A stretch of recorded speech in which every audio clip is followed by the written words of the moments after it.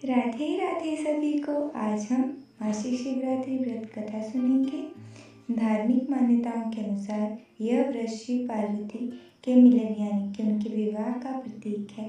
इस तिथि पर शिव जी अपनी प्रसन्न मुद्रा में होते हैं और अपने भक्तों की सभी प्रकार की इच्छाओं को पूरा करते हैं। ऐसा माना जाता है कि इस उपवास को रखने से सभी प्रकार के पाप नष्ट हो जाते हैं।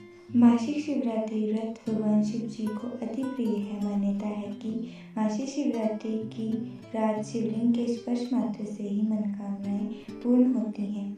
इस दिन रात्रि काल में शिव जी और माता पार्वती सहित शिवलिंग में वास करते हैं। पौराणिक कथाओं के अनुसार पूर्व काल में चित्रभानु नाम का एक शिकारी था। जानवरों की हत्या करके वह अपने परिवार का पालन करता था। वह एक साहूकार का कर्जदार था, लेकिन उसका ऋण ना समय पर चुकाने के कारण साहूकार ने क्रोधित होकर शिकारी को शिव मठ में बंद कर दिया। संयोग से उस दिन शिवरात्रि थी। शिकारी ध्यान मग्न होकर शिव संबंधी धार्मिक बातें सुनता रहा। चतुर्दशी को उसने शिवरात्रि व्रत कथा भी सुनी। शाम होते ही साहूकार ने उसे अपने पास बुलाया और ऋण चुकाने के विषय में बात की। शिकारी अगले दिन सारा ऋण लौटाने का वचन देकर बंधन से छूट गया। अपनी दिनचर्या की भांति वह जंगल में शिकार के लिए निकला, लेकिन दिन भर बंदी गृह में रहने के कारण भूख प्यास से व्याकुल हुआ था। शिकार की खोज में वह बहुत दूर निकल गया था। जब अंधकार हो गया तो उसने विचार किया कि रात वह जंगल में बिताएगा। वह वन में एक तालाब के किनारे बेल के पेड़ पर चढ़कर रात बिताने का इंतजार करने लगा। बेल वृक्ष के नीचे एक शिवलिंग भी था, जो बिलपत्रियों से ढका हुआ था। शिकारी को उसका पता न चला। पड़ाव बनाते समय जो टहनी उसने तोड़ी वे संयोगवश शिवलिंग पर जा गिरी। इस प्रकार दिन भर भूखे प्यासे शिकारी का व्रत भी हो गया और शिवलिंग पर बिलपत्र भी चढ़ गए। जैसे ही रात्रि का एक पहर बीता, एक गर्भवती हिरनी तालाब पर पानी पीने पहुंची। शिकारी ने धनुष पर तीर चढ़ाया। ज्यों ही प्रत्यांचा खींची, हिरनी बोली, मैं गर्भवती हूँ, शीघ्र ही मैं प्रसव करूंगी। तुम मेरे साथ दो जीवों की हत्या करोगे, जो बिल्कुल ठीक नहीं है।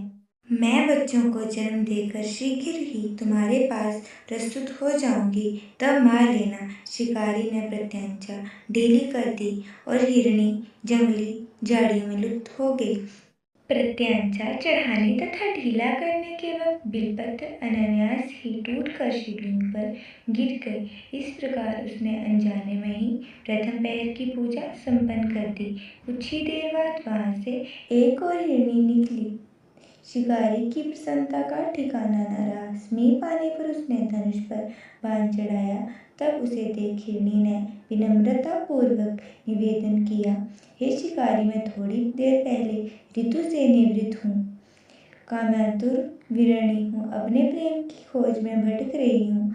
मैं अपनी पति से मिलकर शीघ्र ही तुम्हारे पास आ जाऊंगी। शिकारी ने उसे भी जाने दिया। 2 बार शिकार को खोकर उसका माथा थनका। वह चिंता में पड़ गया। रात्रि का आखिरी पहर बीत रहा था। इस बार भी धनुष से लगकर कुछ बिलपत्र शिवलिंग पर जा गिरे तथा दूसरे पहर की पूजा संपन्न हो गई। तभी एक अन्य हिरनी अपने बच्चों के साथ उधर से निकली। शिकारी के लिए यह स्वर्णिम अवसर था। उसने धनुष पर तीर चढ़ाने में देरी नहीं लगाई। वह तीर छोड़ने ही वाला था कि हिरनी बोली, हे शिकारी, मैं इन बच्चों को उनके पिता के हवाले करके लौट आऊंगी। इस समय मुझे मत मारो। शिकारी हंसा और बोला, सामने आए हुए शिकार को छोड़ दूं? मैं ऐसा मूर्ख नहीं। इससे पहले मैं 2 बार शिकार खो चुका हूँ। मेरे बच्चे भूख प्यास से तड़प रहे होंगे। उत्तर में हिरनी ने कहा, जैसे तुम्हें अपने बच्चों की ममता सता रही है, वैसे ही मुझे अपने बच्चों की ममता सता रही है। हे शिकारी, मेरा विश्वास करो, मैं अपने बच्चों को उनके पिता के पास छोड़कर तुम्हारे पास तुरंत ही लौट आऊंगी। मैं प्रतिज्ञा करती हूँ। हिरनी का दुख भरा स्वर सुनकर शिकारी को उस पर दया आ गई। उसने उस मृगी को भी जाने दिया। शिकार के अभाव से तथा भूख प्यास से व्याकुल शिकारी अनजाने में ही बेल वृक्ष पर बैठकर बेल पत्र तोड़ तोड़ कर नीचे फेंकता जा रहा था। जो जाकर शिवलिंग पर गिर रहे थे। कुछ ही देर बाद वहां एक हष्ट-पुष्ट मृग आया। शिकारी ने सोचा, इसका शिकार तो मैं अवश्य ही करूंगा। शिकारी की तनी प्रत्यंचा देखकर मृग विनम्र स्वर से बोला, हे शिकारी, यदि तुमने मुझसे पूर्व आने वाले 3 मृगों तथा बच्चों को मार डाला है तो मुझे भी मारने में विलम्ब न करो, ताकि मुझे उनके वियोग में एक क्षण भी दुख न हो। मैं उन हिरणियों का पति हूँ। यदि तुमने उन्हें जीवन दान दिया है तो मुझे भी कुछ क्षण जीवन देने की कृपा करो। मैं उनसे मिलकर तुम्हारे समक्ष उपस्थित हो जाऊंगा। मृग की बात सुनते ही शिकारी के सामने पूरी रात का घटना चक्र घूम गया। उसने सारी कथा मृग को सुना दी।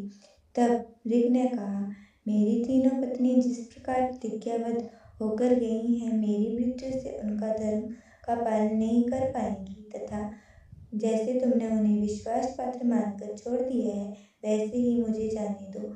मैं उन सबके साथ तुम्हारे सामने शीघ्र ही उपस्थित हो जाऊंगा। शिकारी ने उसे भी जाने दिए। इस प्रकार सुबह हो आई।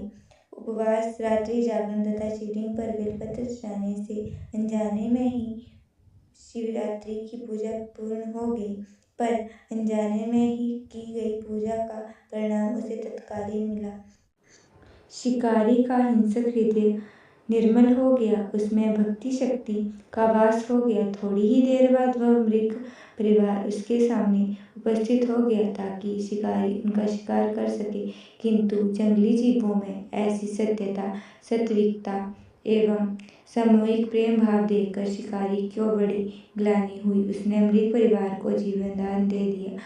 अनजाने में ही शिवरात्रि के व्रत का पालन करने पर ही शिकारी को मोक्ष की प्राप्ति हुई। जब मृत्यु काल में यमदूत उसके जीव को लेने आए तो शिव गणों ने उनको वापस भेज दिया। शिकारी को शिवलोक ले गए। शिवजी की कृपा से ही अपने इस जन्म में राजा चित्रभानु को अपने पिछले जन्म की बातें याद रही तथा शिवरात्रि के महत्व को जानकर उसने अगले जन्म में भी इनका पालन किया।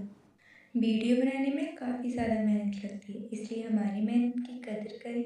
यदि आपको हमारी वीडियो पसंद आई हो तो वीडियो को लाइक, चैनल को सब्सक्राइब जरूर करें। राधे राधे।